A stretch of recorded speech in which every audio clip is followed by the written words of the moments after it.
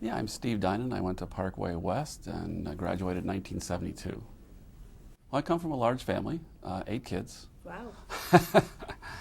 We lived in Kirkwood, and the house got bought by the local hospital, so we moved out to West County, and that was the school that was in our district, so we wound up going to Parkway West. I think it's an unusual job, building racing cars and high-performance cars. About that.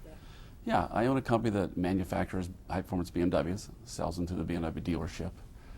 So I make designer street cars, basically.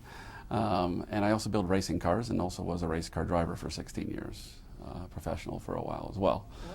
But I think you have to like cars, you have to love driving, and you have to be very creative. I have a very creative family. My father was an engineer at McDonnell Douglas, electrical engineer, aerospace, so Mercury capsule, Gemini capsule, F-15 fighter, so that was his background. And my mother loved art. She was a painter and a pianist.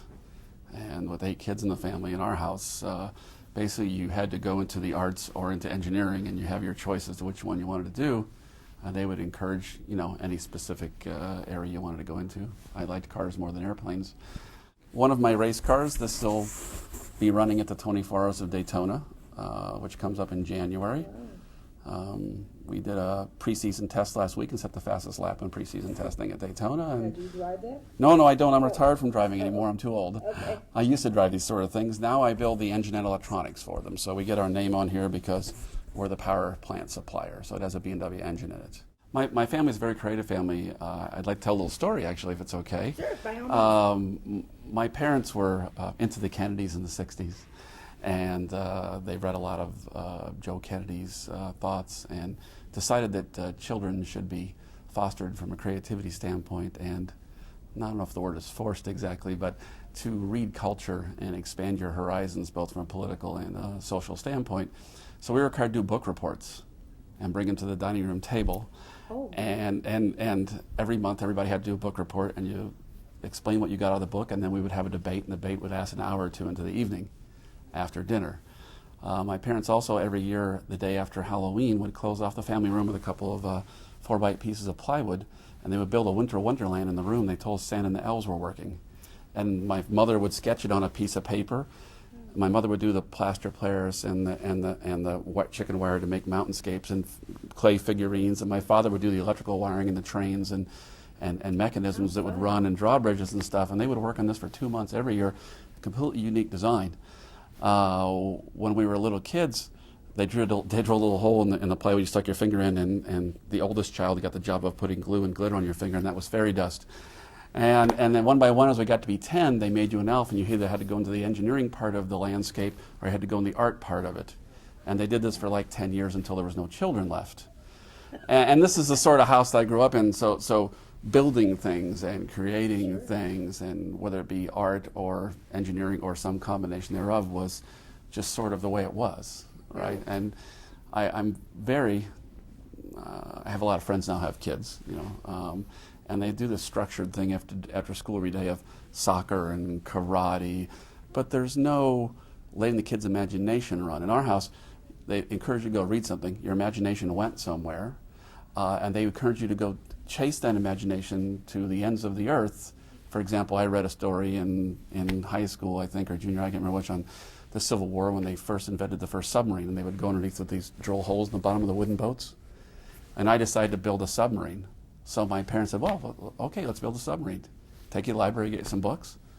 I went down the basement, started to build a submarine. I never finished it, never floated, but that wasn't the point, right? The point was it wasn't normal structured things like kids are.